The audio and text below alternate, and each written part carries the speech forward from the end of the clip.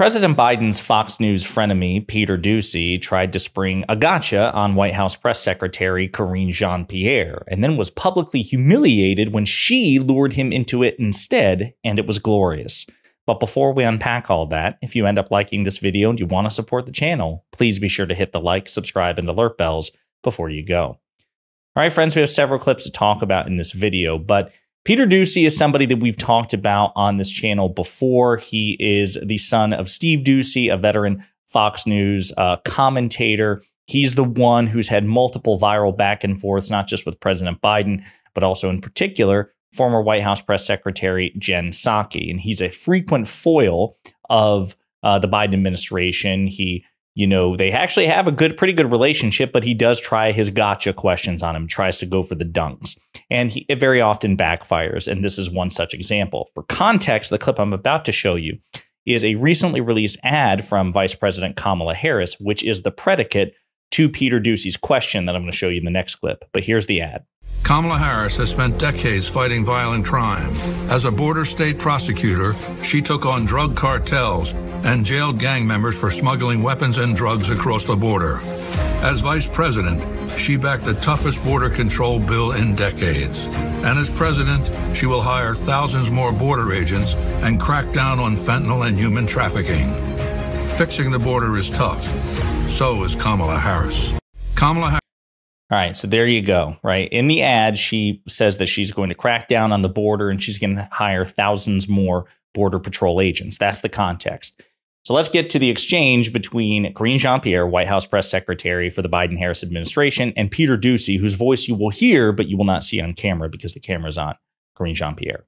How long have you guys known that Vice President Harris does not think President Biden is doing a good job at the border? Wait, say that one more time? Well, she's now promising to hire thousands more border agents than there are now under President Biden. Wait, but start your question again.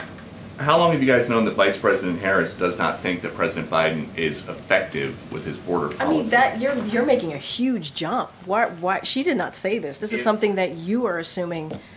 I don't understand why you would assume that. It's not true. She has a campaign ad where she is saying they need more Border Patrol agents.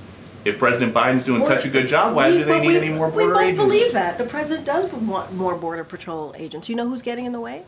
You know who's getting in the way? Republicans in Congress. They're getting in the way. You know who else is getting in the way? The former president, Donald Trump. He's getting in the way.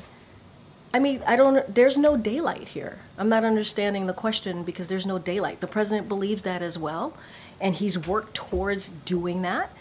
There's a bipartisan, I know you guys probably get sick of me saying this, but there was a bipartisan agreement that was on the table that the president worked through for a couple of months with Republicans in the Senate and Democrats. They were told not to move forward because it would help Joe Biden by the former president. That's their decision.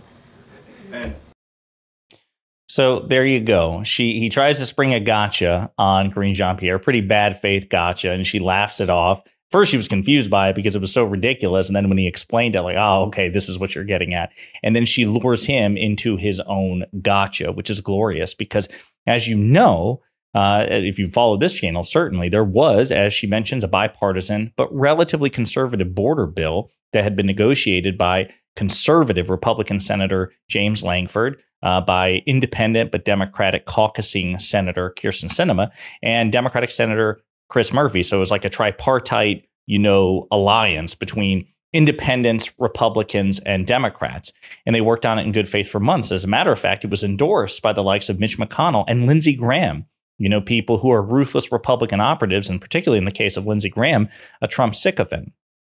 But because Donald Trump knew that the immigration would be a better wedge issue for him politically in the election, he told Republicans to kill the bill, even though Republicans were the ones who brought the bill forward and worked in good faith with Democrats with President Biden, right? That's the idea. Basically, sabotage yourselves so I can maintain an advantage politically in the election. So for context, that means that all of the illegal contacts at the southern border, all of the fentanyl that is coming across the southern border, all of the lives lost that caused it from certain situations at the southern border that Republicans are complaining about, take all that at face value, but that's on them because they deliberately, cynically sabotaged an attempt to deal with it that, again, was relatively conservative. Liberals and progressives like us, there was actually quite a bit to complain about. You know, Democrats gave more to Republicans than they got in turn, and yet it still wasn't enough. Or rather, it was enough, but again, for cynical political reasons, Republicans sabotaged it. So it's really on us, you and I, to make the case that Republicans own the issue at the southern border. To the extent that there's a crisis there, to the extent that there are lives lost down there, it's because of Republicans and Republicans alone.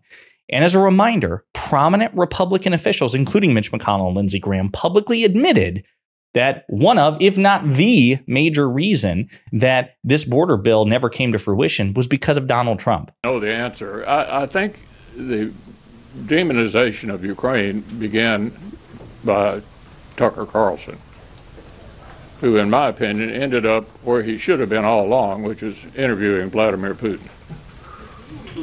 And so he had an enormous audience, which convinced a lot of rank-and-file Republicans that maybe this was a mistake. I think the former president had sort of mixed views on it. We all felt that the border was a complete disaster, myself included. And Chad, you remember covering the phases we went through. First, there was an effort to make law, which requires you to deal with Democrats. And then a number of our members thought it wasn't good enough. And then our nominee for president didn't seem to want us to do anything at all. That took months. There you have Mitch McConnell saying that Donald Trump, their candidate for president, did not want them to do anything, again, for cynical political reasons. Here's Lindsey Graham on the floor of the United States Senate, also reaffirming that fact. And I regret that. So everybody who comes on this floor and says our border's broken, we should do something about it, you're absolutely right.